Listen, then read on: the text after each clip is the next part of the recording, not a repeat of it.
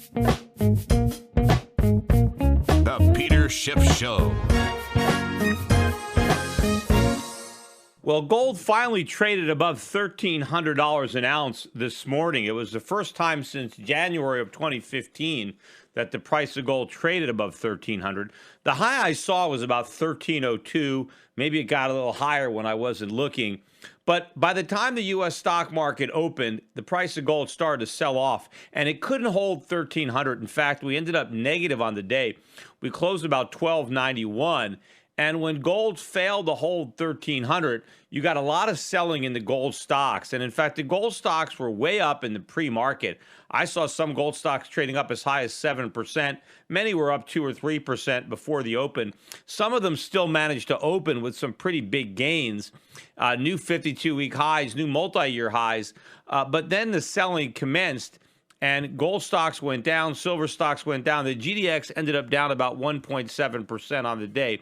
Not a very big move, but I'm sure there's going to be some people out there that are going to say, oh, you see, it's the high, it's a reversal. You know, the stocks opened higher, closed lower. We couldn't hold 1,300. Look, we didn't hold 1,200 either the first time we got above it. We peaked above it and we got down. But then the next time we got above 1,200, we went to 1,260 that day.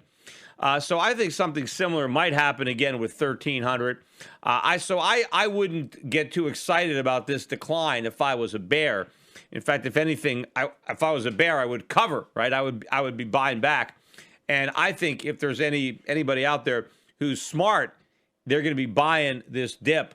I'm not thinking that there's going to be much more behind it, especially when you look at the weakness in the U.S. dollar, which continued today. In fact, the dollar index traded down to about 92.50. This is the first time, again, since January of 2015 that the dollar index has been below 93.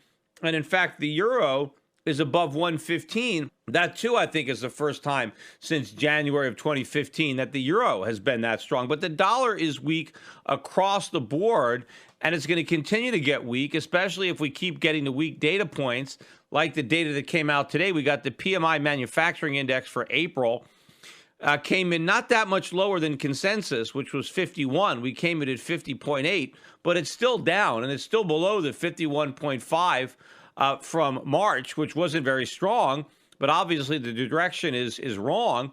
And if you look at the ISM manufacturing index, this is also an April number. They were looking for 51.5, which would have been a decline from the March 51.8. And we did get a decline, but it was a larger decline. We went down to 50.8.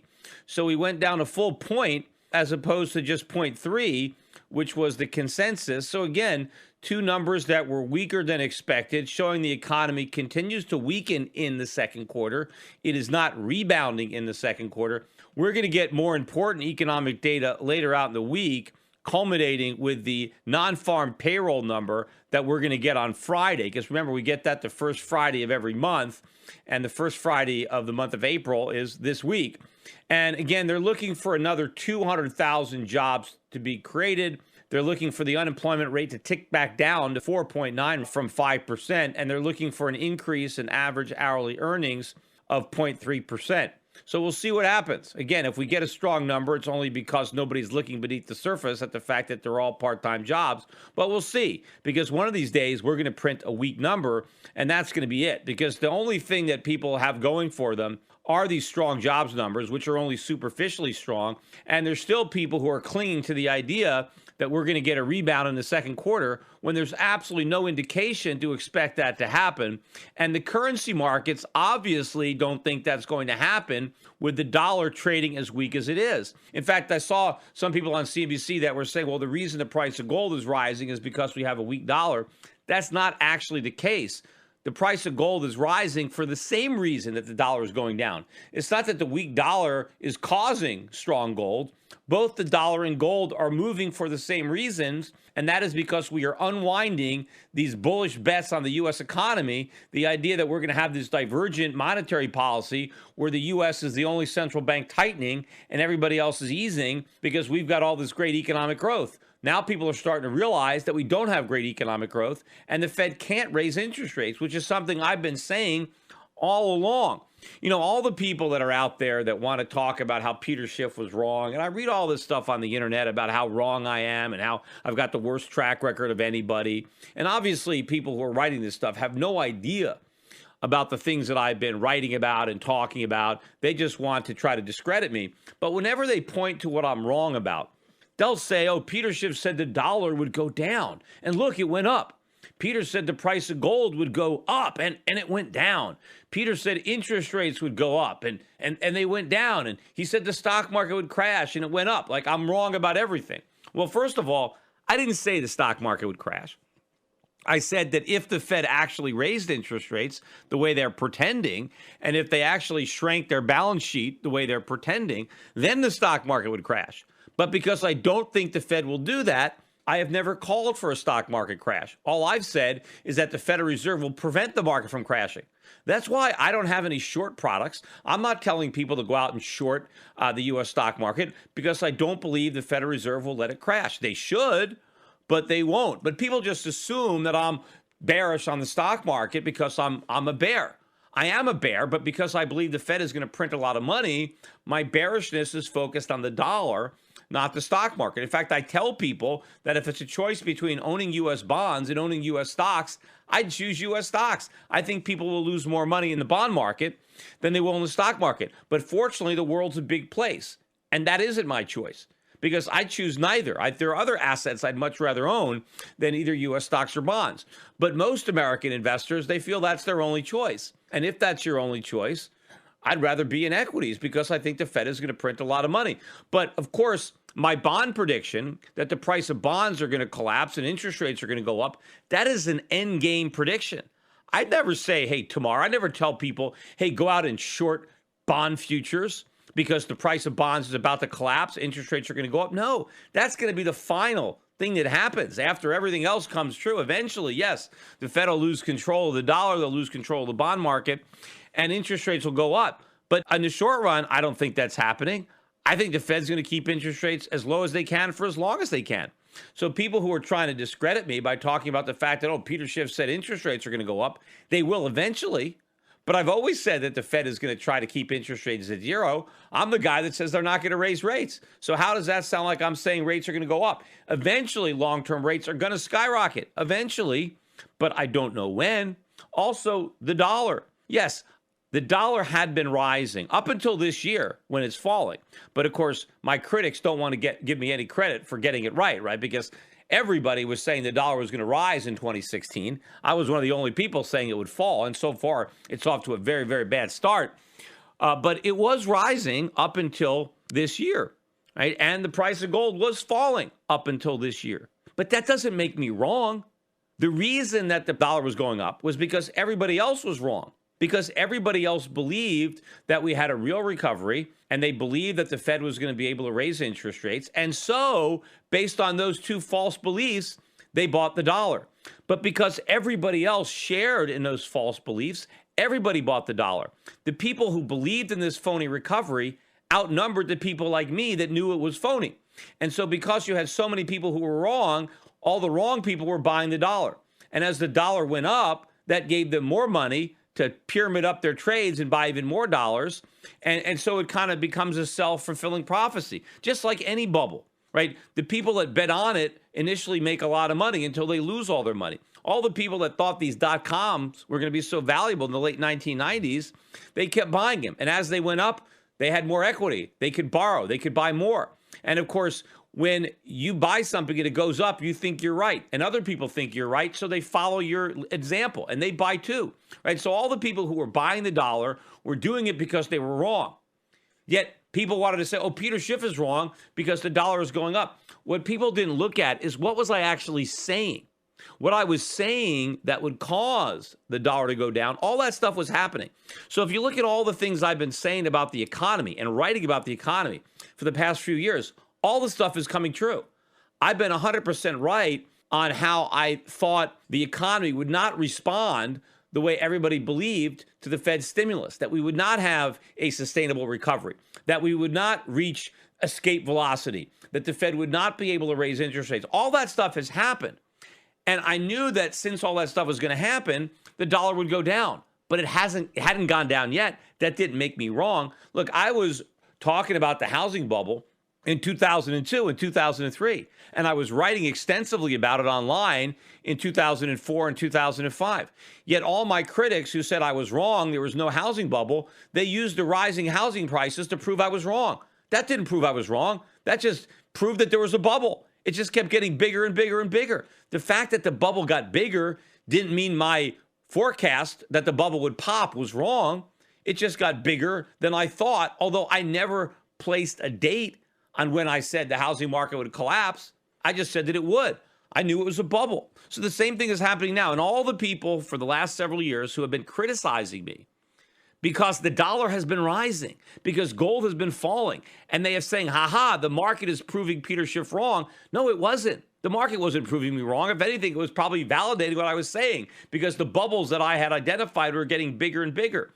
But once these bubbles pop, once all the people that have been buying the dollar and selling gold figure out that they bought into a false paradigm, just like the people who bought the dot-coms or the subprime mortgages, the market's going to implode. Then the dollar's going to tank. Then gold's going to take off, right? Then all the people who are criticizing me are going to look as foolish as all the people who are criticizing me on the Peter Schiff was right video, because they still don't understand. In the short run, it's all about what people think, not about reality. And if everybody is wrong, then the markets are going to reflect that.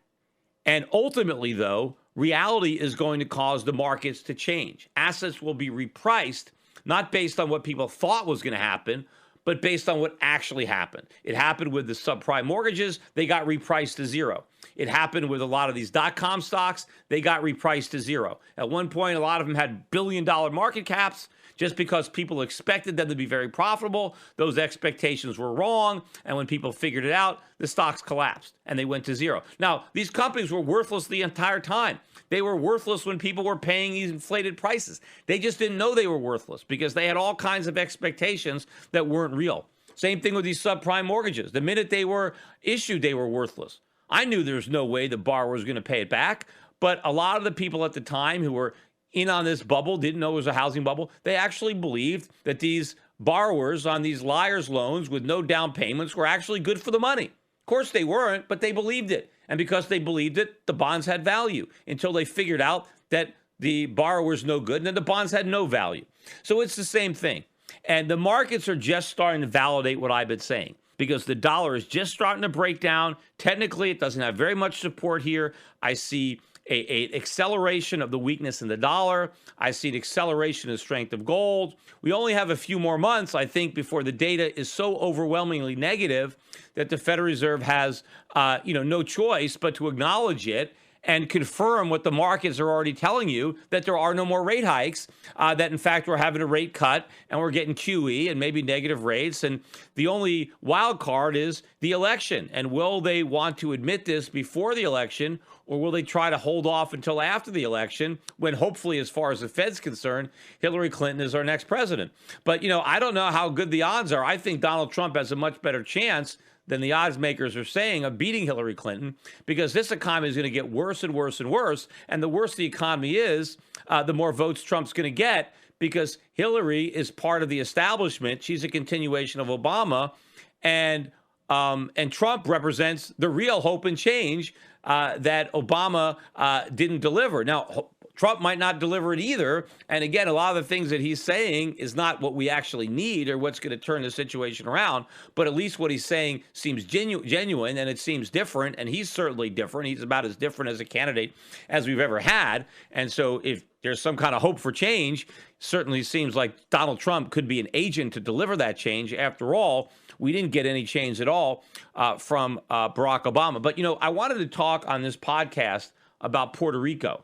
Puerto Rico is in the news again because they're now defaulting on a major debt payment that was due today.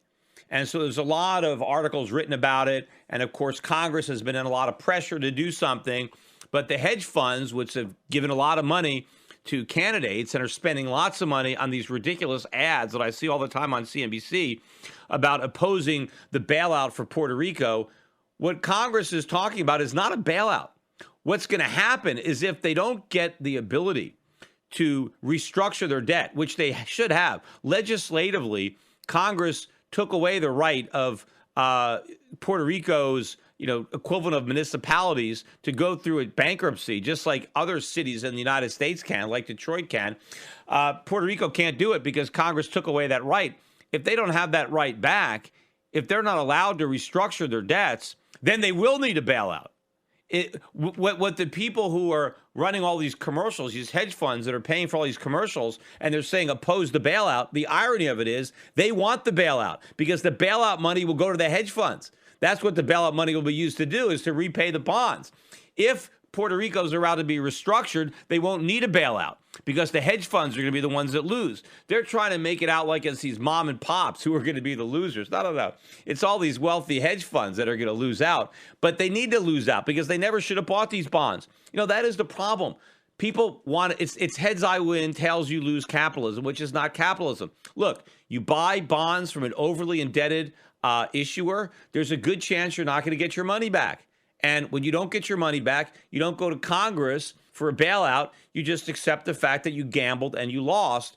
And that's what these hedge funds did by buying this Puerto Rican debt. But of course, the reason that Puerto Rico has so much debt, Puerto Rico is a perfect example of how big government and easy money can destroy an economy, because that's what they did to Puerto Rico. Yes, sure. Initially, when Congress repealed the tax breaks that a lot of these pharmaceutical companies enjoyed down there, a lot of other companies, they plunged the country into a recession. But what really got them into so much debt was the Federal Reserve and the tax code. What happened? Well, Congress made Puerto Rican debt tax-free, triple tax-free. No federal, no state, no local taxes in every state in the union, all 50 states. No matter where you live, if you live in a high-tax state, you buy these Puerto Rican bonds, you got zero tax. So what happened was all these muni bond funds bought up Puerto Rican bonds to put them in their portfolio.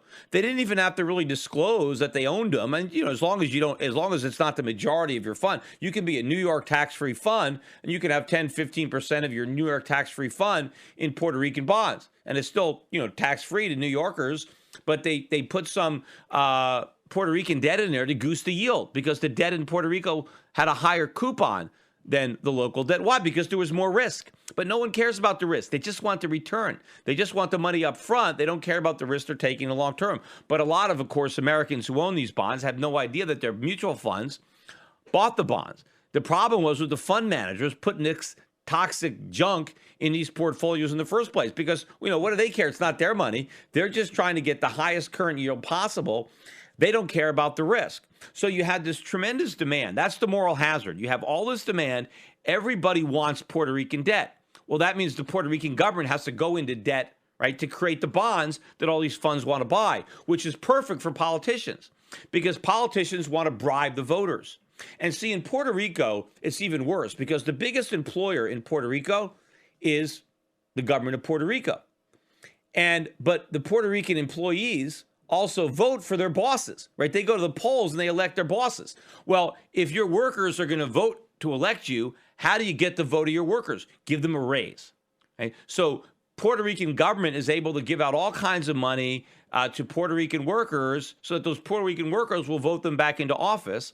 And they don't have to raise taxes and annoy the other Puerto Rican voters who don't work for government because they just borrow the money.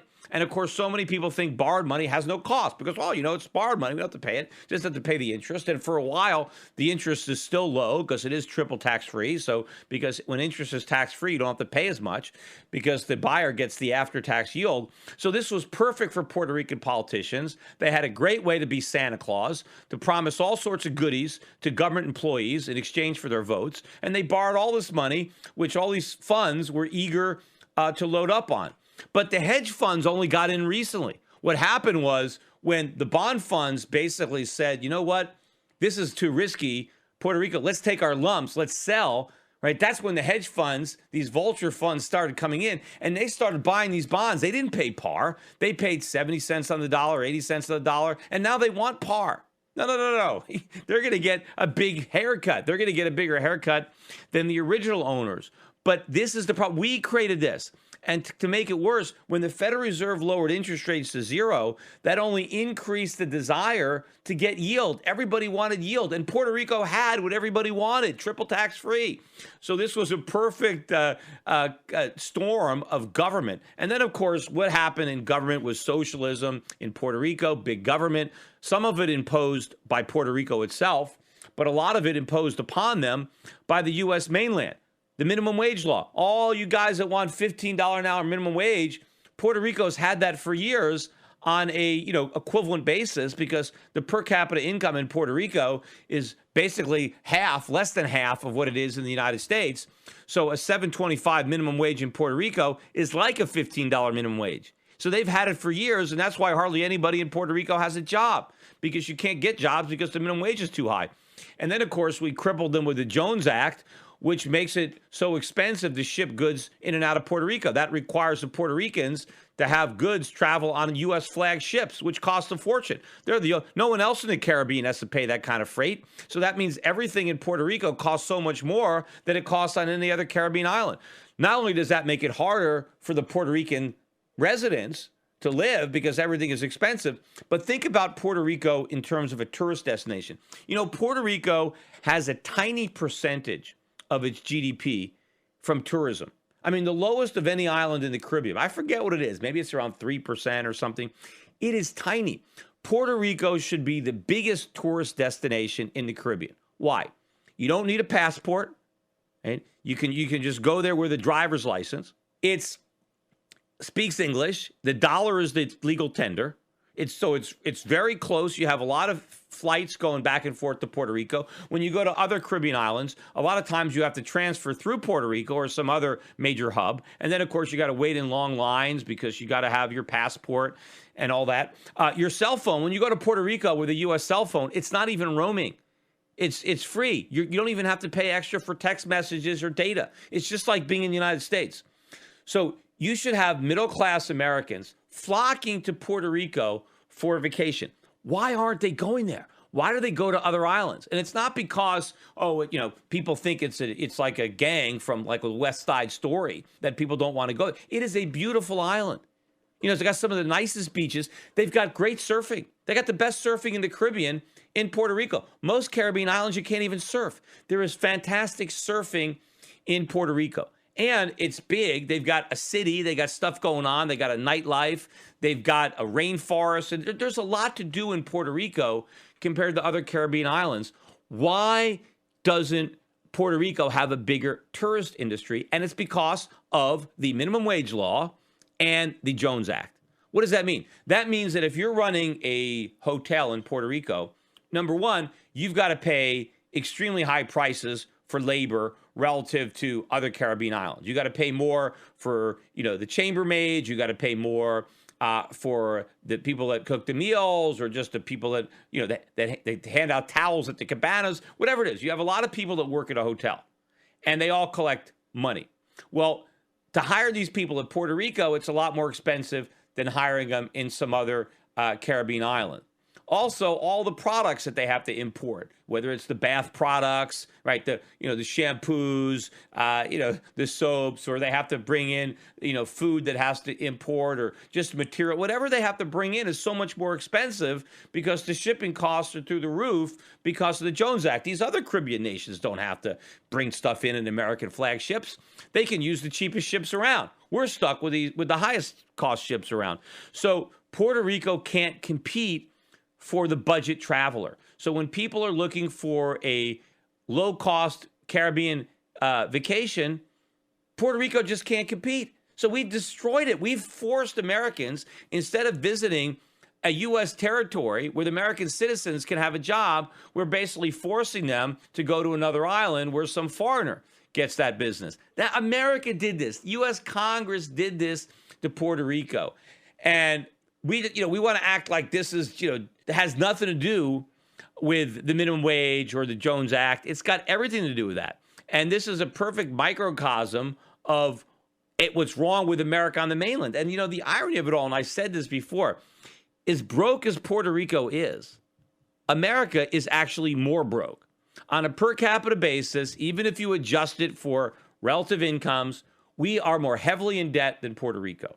The difference is our creditors don't care. Well, you know what? A few years ago, Puerto Rico's creditors, they didn't care either. They were just as broke a few years ago as they are today. They couldn't repay their debts a few years ago. It's just that no one cared that they couldn't repay, so they can keep borrowing. It's only until your creditors finally wake up that you're in trouble. Well, does that mean America's creditors are never going to wake up? Of course they are. We're going to be facing the same problem. Now, the difference is, well, we can just run the printing presses. Puerto Rico, they don't have their own independent Federal Reserve. They can't print up their own Puerto Rican dollars. They've got to use the ones that we create. And we're not doing a special QE program for Puerto Rico. Of course, we could do that, right? That their problems would be solved, right? But if America is going to say, okay, well, no one wants to loan us money anymore. We're just going to monetize all the debt. We're just going to print all the money. Well, then the dollar is going to collapse, and then it's not going to matter because we're going to be stuck because it's going to be massive inflation. It's going to be runaway inflation. And so the fact that, we haven't defaulted on our bonds isn't going to matter because the bonds are going to be worth anything anyway. But we are in the same predicament, only worse than Puerto Rico. But the bottom line is to solve the problem in Puerto Rico, not only do we need to allow Puerto Rico to restructure this debt because there's no way the Puerto Ricans can repay it. And it's not fair to expect them to repay it because their idiot politicians who they were dumb enough to elect got them into so much debt. But the lenders, they share in the blame. You lend money to an overly indebted country that's promising basically to enslave the populace in order to repay you, you don't deserve to get your money back. If you were dumb enough to lend the money, well, then you're going to lose it. Now, I recognize a lot of Americans didn't even know they own these bonds, but that's your advisor's fault. Get a better advisor. Fire your advisor who didn't tell you had Puerto Rican bonds in your fund. Do your homework. There's no guarantees when you invest. So even if you accidentally buy something that has these Puerto Rican bonds, you've got to bear the consequences. Hey, that's, nothing is guaranteed. It's not a sure thing. That's why you got the higher yield, because you took a risk. So we got to let the country restructure. It's not a bailout. A bailout is what happens if Congress does nothing and then the country completely collapses and then we have to write a federal check. And unfortunately, if there is a bailout, they're probably going to siphon all that money to the hedge funds that own the bonds. So I don't want any bailout for Puerto Rico. I don't want a bailout for the creditors either. I want government to get out of the way to repeal that law that they passed that said that they can avail themselves of bankruptcy.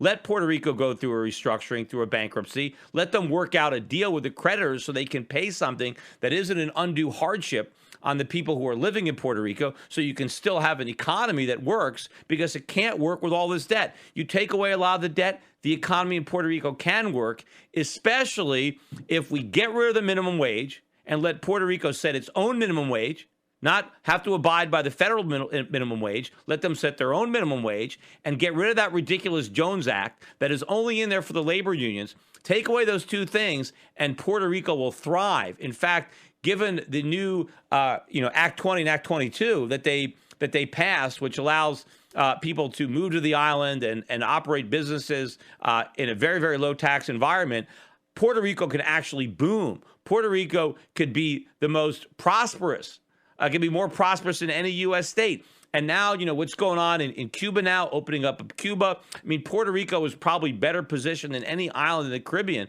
to benefit from increased tourism involving Cuba. But Congress needs to get out of the way. We don't need more government in Puerto Rico. We need a lot less government. And the only thing standing in the way of less government in Puerto Rico is probably the U.S. Congress and the hedge funds that have bought up all these bonds. Attention listeners, I have an urgent message for you. We're in the middle of a war. The global conflict is destroying the lives of millions without a single bomb being dropped. It's called the International Currency War, and your bank account has been drafted to fight. The victims in this conflict are our currencies: the dollar, the euro, the yen, the pound. They are all heading to zero as irresponsible central banks compete to see who can print the most the fastest. But there's one form of money politicians and central banks can't destroy: gold.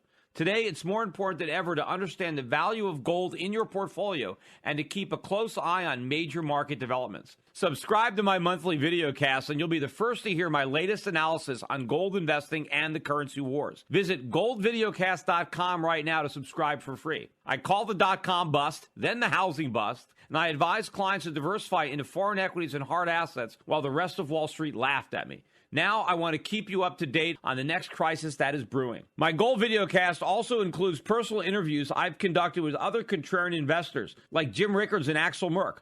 Gold has gone up 256% since 2003, but it has a lot further to go. Don't miss the rally. You can prosper during this time of currency wars, but only if you stay educated. Get a free subscription to my gold videocast at goldvideocast.com. That's goldvideocast.com.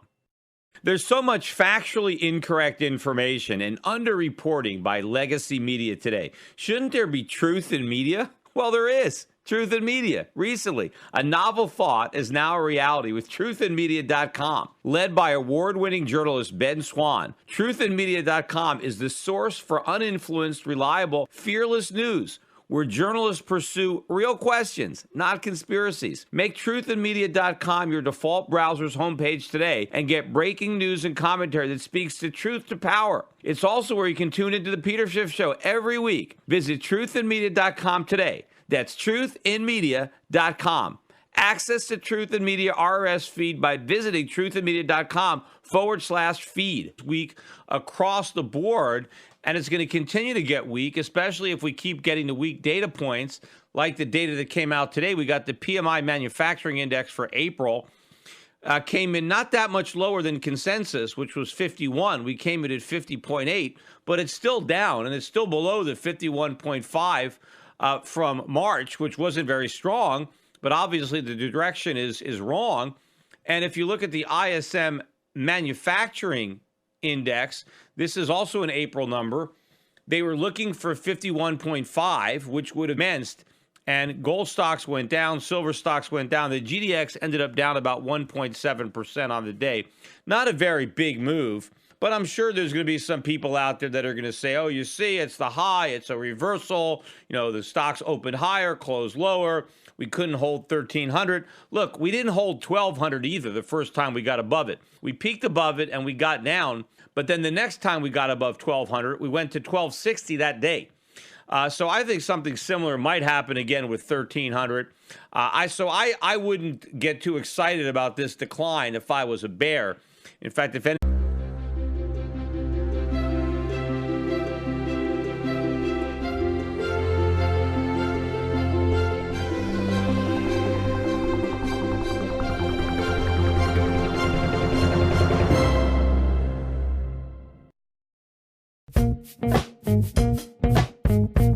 The Peter Schiff Show. Well, gold finally traded above $1,300 an ounce this morning. It was the first time since January of 2015 that the price of gold traded above $1,300. The high I saw was anything. If I was a bear, I would cover, right? I would be buying back. And I think if there's anybody out there who's smart, they're going to be buying this dip.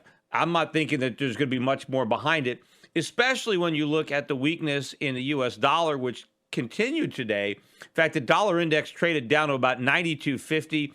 This is the first time, again, since January of 2015 that the dollar index has been below 93. And in fact, the euro is above 115. That, too, I think is the first time since January of 2015 that the euro has been that strong. But the dollar is about 13.02. Maybe it got a little higher when I wasn't looking. But by the time the U.S. stock market opened, the price of gold started to sell off, and it couldn't hold 1,300. In fact, we ended up negative on the day. We closed about 1291. And when gold failed to hold 1,300, you got a lot of selling in the gold stocks. And in fact, the gold stocks were way up in the pre-market. I saw some gold stocks trading up as high as 7%. Many were up 2 or 3% before the open. Some of them still managed to open with some pretty big gains, new 52-week highs, new multi-year highs. But then the selling